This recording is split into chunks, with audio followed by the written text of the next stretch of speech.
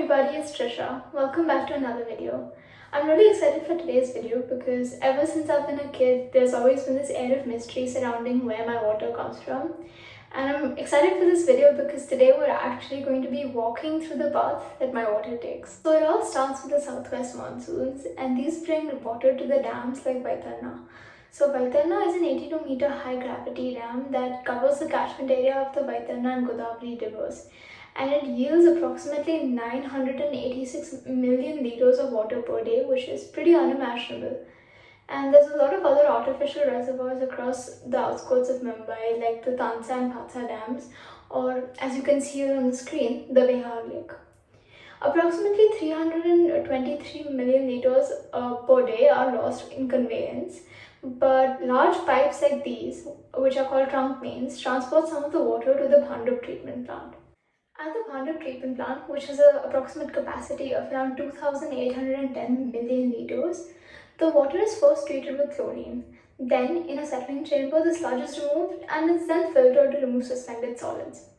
So, when my parents were young, before the setup of the treatment plant, they had to boil their water before drinking it. And even today, people do filter and boil their water in Mumbai, but that's less because of the actual water being contaminated from the source and more so because of the corrosion or contamination of the pipes that carry water from the treatment plant to our homes.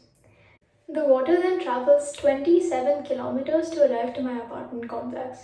And if it's been coming from the Vaitarna dam, it's traveled over 120 kilometers. Once it arrives in my apartment complex, it's pumped up to homes using electric pumps, which is less energy efficient than using gravity, but we do not have an overhead tank.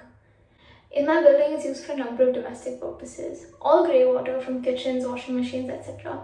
goes to the sewage treatment plant. So the water is collected in my building, in the collection tank of my building sewage treatment plant, and from there it goes to the moving bed biofilm reactor, or the MBBR.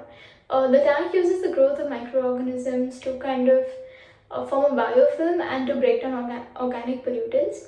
And from there on, it goes to the activated carbon filter and also the pressure sand filter to remove suspended particles and organic chemicals.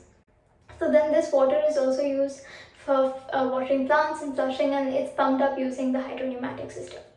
So we also have a rainwater harvesting system within my building that collects water from terraces and passes it through the STP for similar purposes such as flushing, gardening, etc. So the wastewater from my home and millions of others from across Bandra and surrounding areas is sent to the BKC influent pumping station via sewers. From there, the water is sent to the Bandra STP plant, which is right next door, and there undergoes primary treatment. The solid waste and sediment is sent to landfills such as the Devana dumping ground, whereas the wastewater is released back into the Arabian Sea. From there on, it undergoes evaporation during the summers and actually throughout the year, and then condensation and precipitation, and so the water cycle continues.